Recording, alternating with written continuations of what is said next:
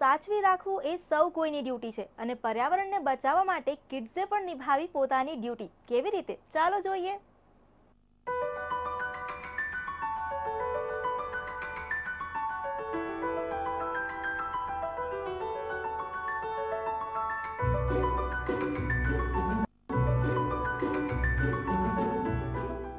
એન્વાયરમેન્ટને સારી રીતે જાળવી રાખવું એ આપણા સૌ માટે મહત્વનું છે, કેમ કે environment is the gift of nature that we should preserve for our future generation. અને આજકાલની જનરેશન પર્યાવરણને ગમે તે રીતે યુઝ તો કરે છે, પણ જ્યારે વાત આવે છે તેની કાળજી લેવાની તો હટી જાય છે પાછળ.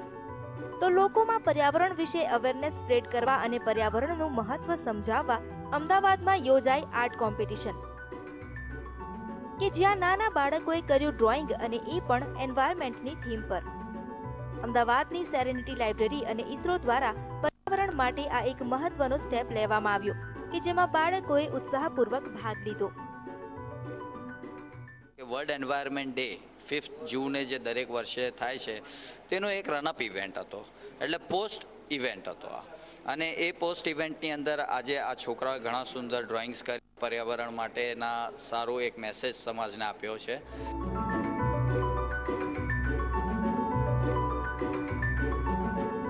તો નાના બાળકોએ પોતાની કલાના માધ્યમથી ક્યાંક સેવ વોટરનો મેસેજ આપ્યો, તો ક્યાંક મેસેજ ઓફ સેવિંગ એનર્જી જેવા અલગ અલગ મેસેજીસ સ્પ્રેડ કર્યા. અને 50 કરતાં વધુ બાળકોએ આ કોમ્પિટિશનમાં ભાગ લઈ એન્વાયરમેન્ટને સેવ કરાવવાનો પ્રયાસ કર્યો. તો આ કોમ્પિટિશનની ખાસ વાત તો એ રહી કે તેમાં અંડર પ્રિવિલેજ બાળકોએ પણ ભાગ લીધો હતો અને અવેરનેસની સાથે પોતાની ક્રિએટિવિટી દર્શાવી.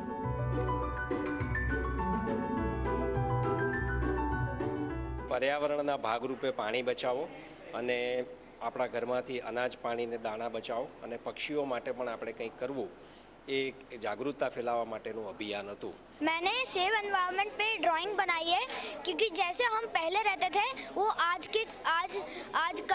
आजकल की जनरेशन के कारण बहुत बिगड़ चुका है. इसलिए हमें इन सब को प्रिजर्व करना चाहिए ताकि हम लोग शांति से रह सकें. તો એન્વાયરમેન્ટને લઈને મોટાઓમાં તો કોન્શિયસનેસ જોવા મળે કે ન મળે, પણ બાળકોએ તો સાથે મળીને દેખાડી તેમની ચિંતા પર્યાવરણ પ્રત્યે અને કર્યું પર્યાવરણ માટે કંઈક ખાસ.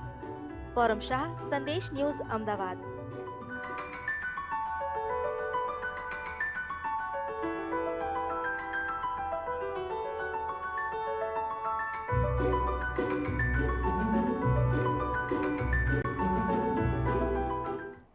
દોસ્તો, સિટી લાઈફમાં સમય થયો છે વધુ એક બ્રેક લેવાનો, પણ તમે ક્યાંય જતા નહીં, કેમ આગળ આપણે જોઈશું કે સોલ્ટથી કેવી રીતે કરી શકાય સ્મોકિંગને ક્વિટ. Stay tuned.